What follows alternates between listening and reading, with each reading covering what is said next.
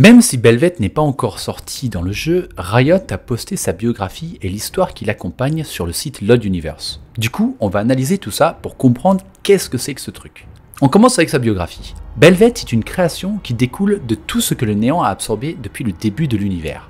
Comme on en a déjà parlé, le néant était là avant la création de la matière et de l'existence de toute chose. Et on apprend avec la biographie de Belveth que ce contact avec l'existence du monde matériel a transformé le néant à jamais.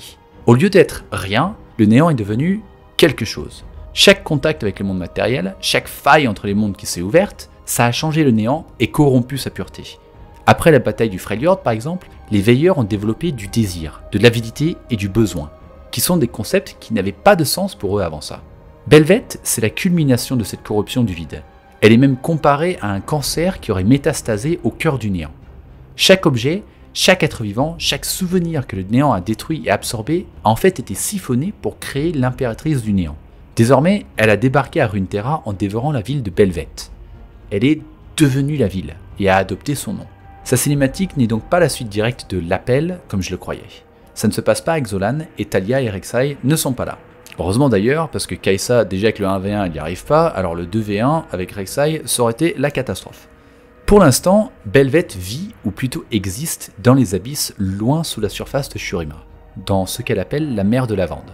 C'est le paysage qu'on voit dans sa cinématique. En réalité, tout ce qui s'y trouve, c'est elle. Elle contrôle les poissons, les papillons, les tentacules, tout ça fait partie d'elle en fait. Et comme je l'avais prédit, son but est bien différent de celui des veilleurs. Les veilleurs veulent l'annihilation totale de toute chose, jusqu'à effacer l'existence de l'existence elle-même.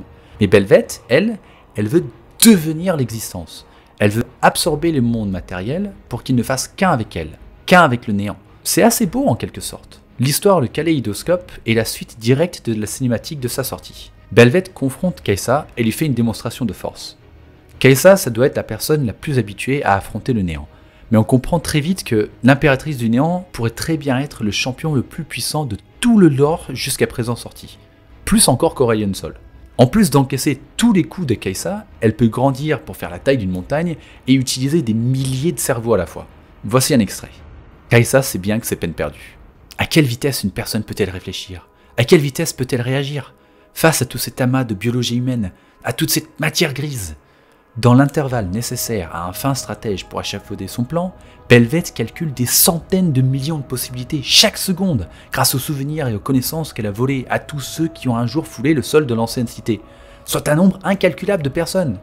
L'expérience de toutes les personnes qui ont été confrontées à des ennemis impitoyables depuis la formation de Runeterra pourrait rejaillir dans le réseau neuronal de cette chose, être cataloguée, disséquée, étudiée en long, en large et en travers, avant même que Kai'Sa ne puisse cligner des yeux. Mais heureusement, Belveth n'a pas l'intention de tuer Kai'Sa. Apparemment, elle a besoin d'elle, pour le moment. Elle lui explique l'histoire du néant, qu'on a déjà couvert nous, et comment son but varie de celui des veilleurs. On apprend que Belveth craint les veilleurs, et elle propose un deal à Kai'Sa. Voici ce que je te propose, fille du néant. Ton monde doit périr pour que le mien puisse vivre.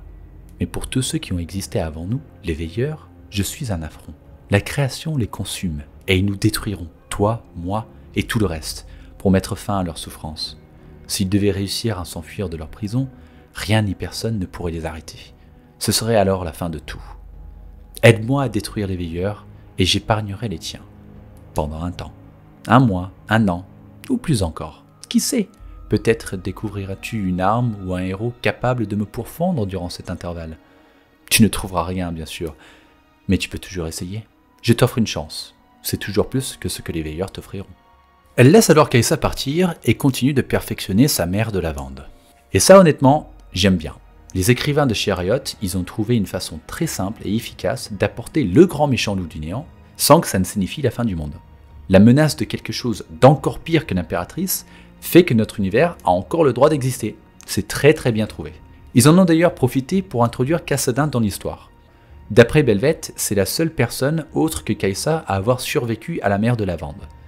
Cependant, Kassadin aurait apparemment perdu ses esprits, et je pense que son changement de splash art représente sa rencontre avec Belveth. Peut-être qu'on aura le droit à des retrouvailles père-fille un peu plus tard, lors de l'event, qui sait.